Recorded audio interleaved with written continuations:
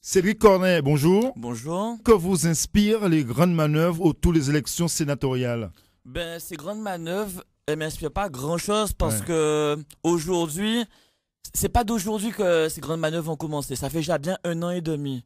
Un an et demi que nous, grands électeurs, on est sollicités par différents partis, différentes personnes. Et quand vous êtes sollicité, comment? Parce que c'est pas nouveau. Alors, à chaque élection sénatoriale. ça se passe sous différentes manières. Oui. Fêtes de commune, Hmm. événements dans la commune, SMS, téléphone, mail, courrier. Oui. Donc, il y a une forme d'approche. On va dire que des gens ont déjà l'idée d'être sénateurs. Ils savent qu'ils y vont, mais de manière indirecte, ils ne vous disent rien. Ils vous disent, bon, comme par hasard, on vous donne à parler. Oui. Il y a des années, on vous donne pas à parler dans un micro, dans la fête de commune. Et là, tout d'un coup, vous êtes le bienvenu Oui. dans la commune. On vous laisse Et parler. vous aimez ça, vous jouez le jeu. Ben, Oui. tant qu'à faire. On vous voit partout. Je profite. Oui. Alors, Cédric Cornet, c'est la rentrée, on va dire, rentrée scolaire, mais c'est aussi la rentrée politique pour vous également aujourd'hui. Quels sont les dossiers que vous comptez mener à bien, vous, le conseiller régional? Alors, si vous avez suivi la plénière, Oui. pour moi, le dossier prioritaire de l'année 2000, du moins fin d'année 2011, début d'année 2012, ce sera le problème de l'eau. Oui. L'eau sous deux formes. L'eau parce qu'on a un problème d'eau dans le Nord Grande Terre, Tout à fait. Anse-Bertrand, Port-Louis, Petit Canal. Et à J'ai Bouillante aussi. À Bouillante aussi, mais Bouillante, c'est déjà presque résolu. Alors que le Nord Grande Terre, C'est récurrent. c'est récurrent et ça fait déjà 3 ans. Ça fait 6 mois que j'harcèle la région en commission permanente où je leur demande d'agir, de prendre une discussion avec M. Mittel pour qu'on puisse évoluer dans ce processus. Mais C'est quoi la solution? la solution, il faut savoir, le problème c'est une membrane australienne. Oui. C'est-à-dire que l'eau, quand elle arrive à Port-Louis, elle n'arrive pas jusqu'au robinet puisque l'eau tombe dans le sol. Donc c'est une question de moyens. Surtout de capacité. Qui est-ce qui paye quoi? Normalement, c'est le syndicat Tout à fait. avec le président. Qui n'a pas les moyens. Voilà, et normalement, et ce que j'ai fait la demande au président de la région et au président du conseil général et à Marie-Luce Panchard d'intervenir parce que ce n'est pas normal qu'en 2011, il y ait des habitants de la Guadeloupe qui n'aient pas d'eau. C'est pas normal. Et dans un deuxième temps, toujours dans le problème de l'eau, quand en métropole, il y a la sécheresse et que les agriculteurs perdent leur culture, la France intervient, les parlementaires interviennent. Et là, il y a beaucoup de maraîchers, d'agriculteurs qui ont perdu leur culture et la Guadeloupe n'est pas intervenue, la France n'est pas intervenue. Donc, j'ai demandé au président d'intervenir sur ce dossier et je récupère des dossiers de chaque agriculteur pour pouvoir faire un dossier général pour le remettre au président de la région, conseil général et à Marius Panchard. On l'a constaté, vous parcourez pratiquement tous les jours la Guadeloupe. Alors, par rapport à votre implication sur le terrain, vous êtes très présent, je l'ai dit. Aujourd'hui, vous souhaitez quoi? Une vraie mission, une autre mission, notamment après l'échec de celle de la jeunesse. Vous souhaiteriez travailler encore plus à la région, qu'on vous donne des responsabilités? La seule façon qu'on ait des vraies responsabilités, il faudrait qu'on soit président de commission. Et aujourd'hui, Victorin Lurel n'est pas prêt à nous donner ce poste.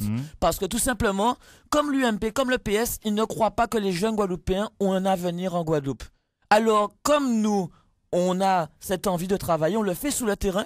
Et comme je vous remercie de souligner qu'on est présent sous le terrain, qu'on travaille et qu'on fait avancer les dossiers et qu'on agit pour la Guadeloupe et pour les Guadeloupéens. Et donc, vous restez loin du débat sénatorial. Je vous pose une question, je connais déjà la réponse. Vous ne serez pas candidat? Je ne serai pas candidat, mais nous avons des critères de sélection avec Élodie Davillé. Ah oui, quels sont ces critères? Alors, le premier critère... Vous êtes que deux, hein, grands électeurs. On est deux grands électeurs.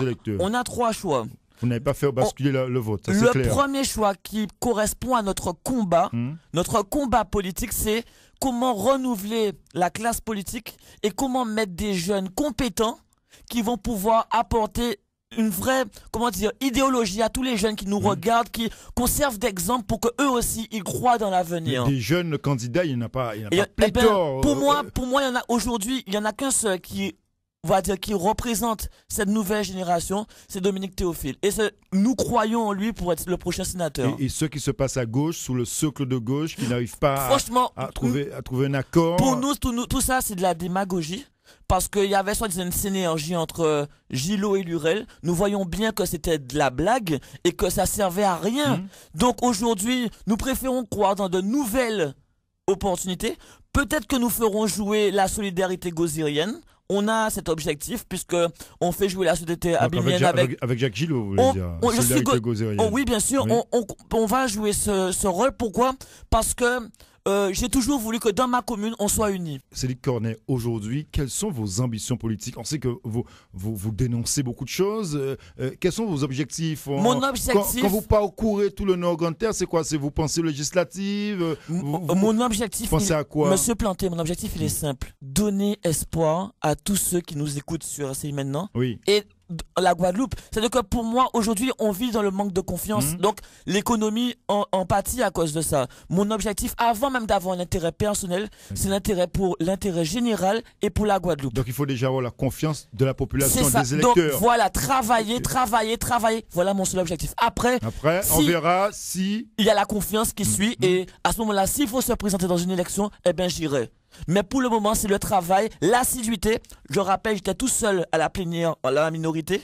Je rappelle qu'à chaque fois, je suis présent, que je travaille, je pose des bonnes questions. Vous dénoncez toujours l'absentéisme. Toujours. Imaginez, on était que 22 sur 41. Donc c'est quand même, et je parle même pas des commissions, je parle même pas de ça, il faut même pas parler de ça parce que ça fait pleurer. Moi je vous l'ai dit, ça fait pleurer. Merci, Cédric Cornet. C'est moi, bonne journée à tous les Guadeloupéens, Guadeloupéennes, et force et courage, la vie n'est pas facile. Merci d'avoir effectué votre rentrée politique à Sang-de-Bois. Merci, bonne journée.